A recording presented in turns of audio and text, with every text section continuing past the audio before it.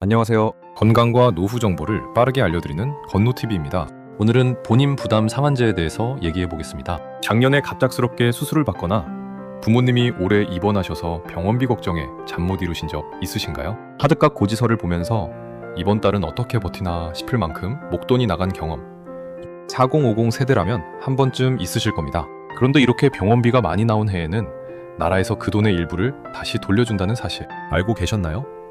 문제는 이걸 몰라서 혹은 알고도 신청하지 않아서 놓치는 사람이 너무 많다는 겁니다. 최근 국회에 제출된 자료를 보면 이렇게 돌려받을 수 있었던 돈이 몰라서 못 받고 심지어 시효가 지나 완전히 사라져버린 경우가 수백억 원에 달한다고 합니다. 오늘은 이 제도가 정확히 무엇인지, 언제 신청해서 얼마를 받을 수 있는지, 그리고 왜 이렇게 많은 사람들이 이 돈을 놓치고 있는지 하나씩 짚어드리겠습니다. 먼저 이 제도의 이름부터 소개해드리겠습니다.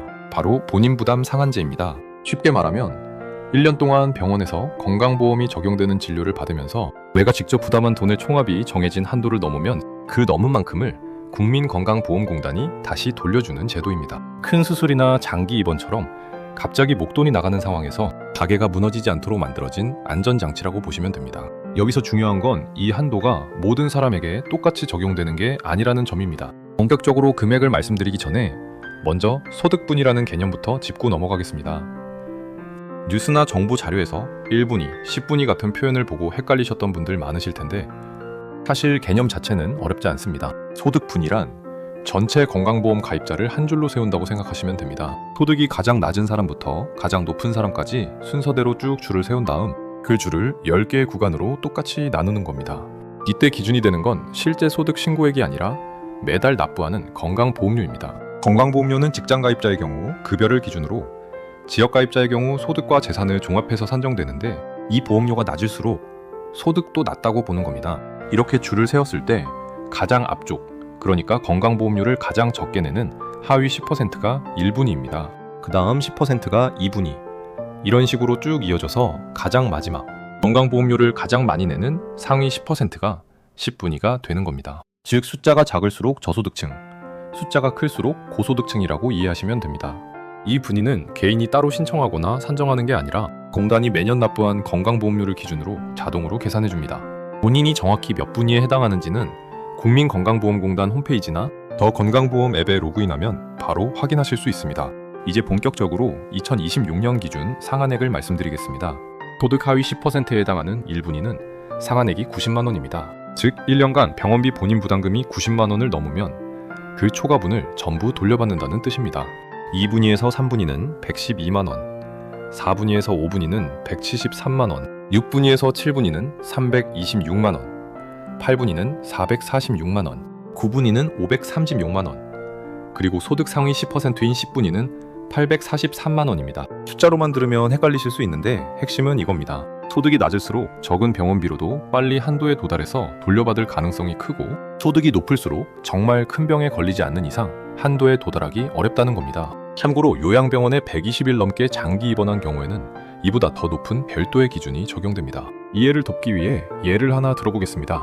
만약 4분위에서 5분위 사이 소득에 해당하는 분이 작년 한 해 여러 병원을 오가며 치료받은 본인 부담금 합계가 300만 원이었다고 가정해보겠습니다.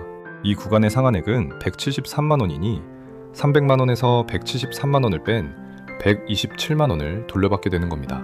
반대로 소득이 높아 10분위에 해당하는 분은 같은 300만 원을 썼더라도 상한액이 843만 원이라 아직 한도에 한참 못 미쳐서 돌려받을 돈이 없습니다.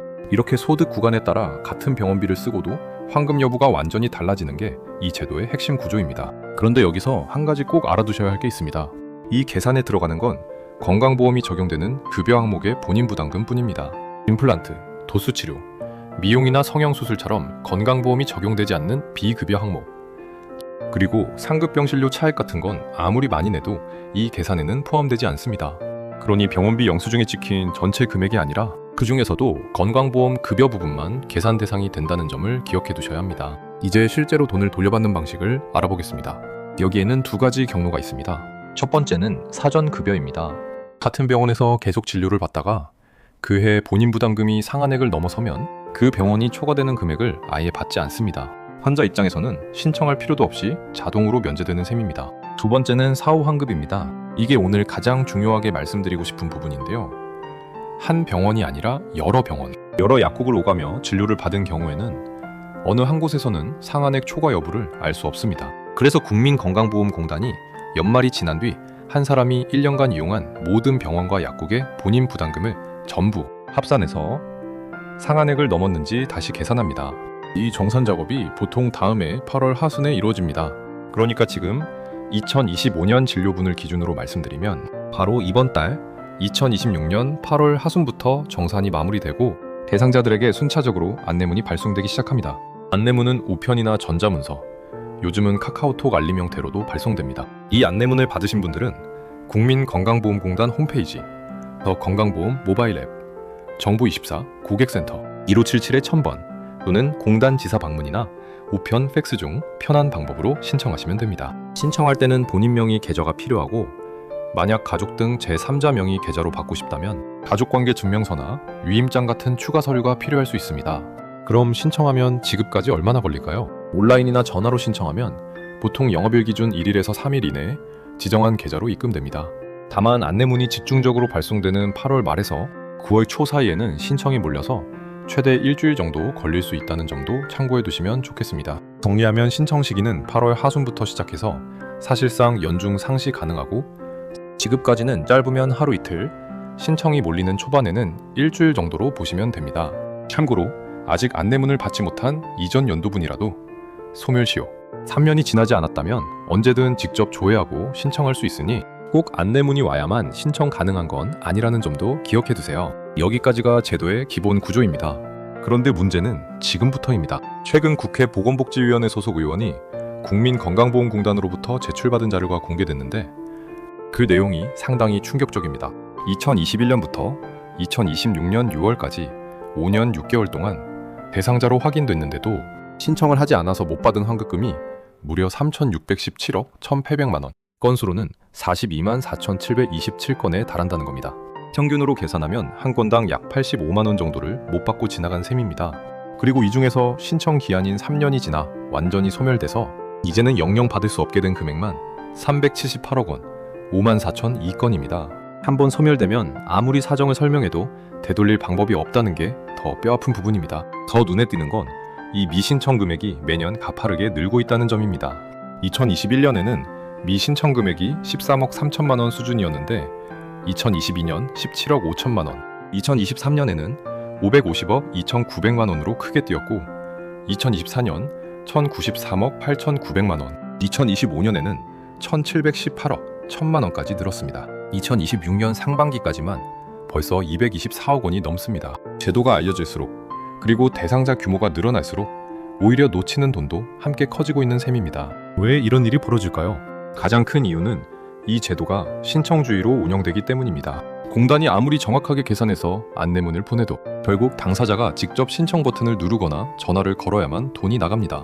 이사를 가서 우편물을 못 받았거나 안내문을 스팸이나 광고로 착각해서 그냥 넘기거나 혹은 본인이나 부모님이 고령이라 절차 자체를 낯설어하는 경우 등 이유는 다양합니다. 특히 이런 환급 대상자 중에는 병원비가 많이 나올 만큼 건강이 좋지 않았던 분들, 그리고 고령의 부모님 세대가 상당수 포함되어 있다 보니 정작 돈이 가장 필요한 분들이 못 받고 지나가는 경우가 많다는 게 더 안타까운 지점입니다. 여기에 더해서 안내문이 왔는데도 굳이 지금 안 챙겨도 되겠지라는 안일한 생각도 한몫합니다.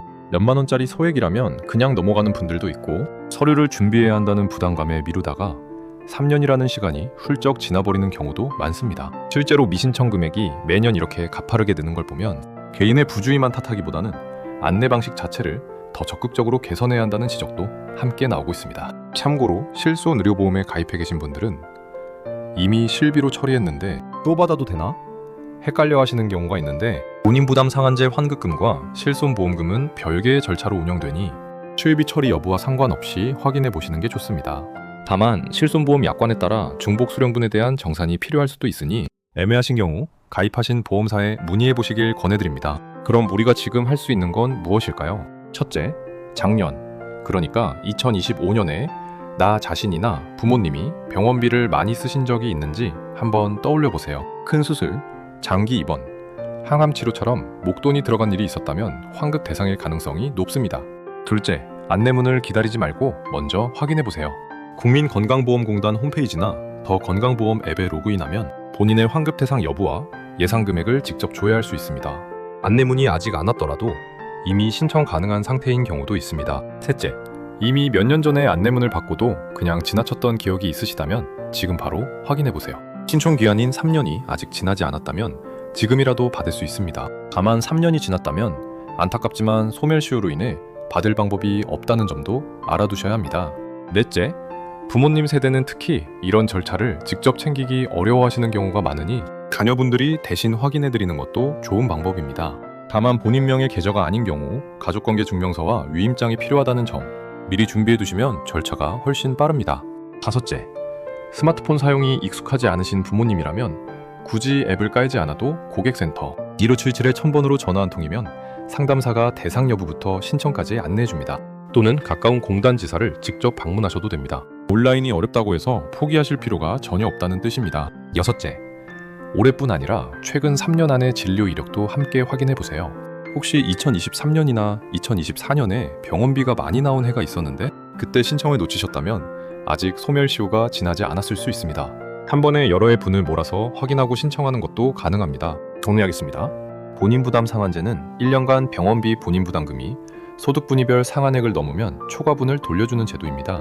2026년 기준 상한액은 1분이 90만 원부터 10분이 843만 원까지 소득 구간에 따라 다르게 적용됩니다.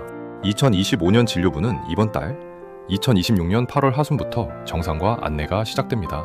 신청 후 지급까지는 보통 1일에서 3일, 신청이 몰리는 시기에는 최대 일주일 정도 걸립니다. 그런데 신청하지 않으면 아무리 대상자라 해도 돈을 받을 수 없고 3년이 지나면 그 권리 자체가 소멸됩니다. 실제로 지난 5년 6개월간 3,617억 원 넘는 돈이 신청되지 않았고 그중 378억 원은 이미 영영 사라졌습니다.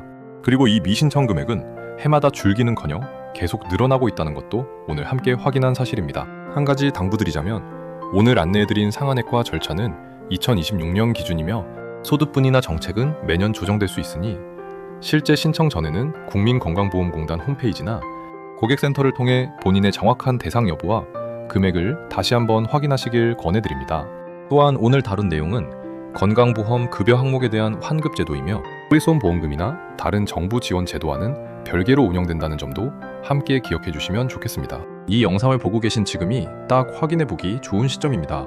나와 부모님의 작년 병원비 한번 점검해 보시고 혹시 놓치고 있던 돈이 있다면 이번 기회에 꼭 챙기시길 바랍니다. 몇 번의 클릭이나 전화 한 통으로 몇십만 원에서 많게는 몇백만 원까지 돌려받을 수 있는 돈입니다. 미루다가 3년이 지나버리면 그때는 정말 손쓸 방법이 없다는 것 꼭 기억해 주세요.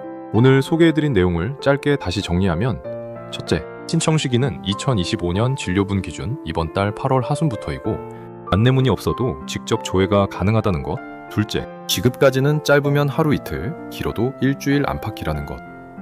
셋째, 상한액은 소득 1분이 90만 원부터 10분이 843만 원까지 구간별로 다르다는 것. 넷째, 신청하지 않으면 3년 뒤 소멸된다는 것. 이 네 가지입니다. 매년 수백억 원이 주인을 찾지 못한 채 사라지고 있는 지금, 이 영상이 그 돈을 찾는 작은 계기가 되었으면 합니다. 건강과 노후를 함께 준비하는 정보 도움이 되셨다면 구독하시고 다음 영상에서 또 만나요.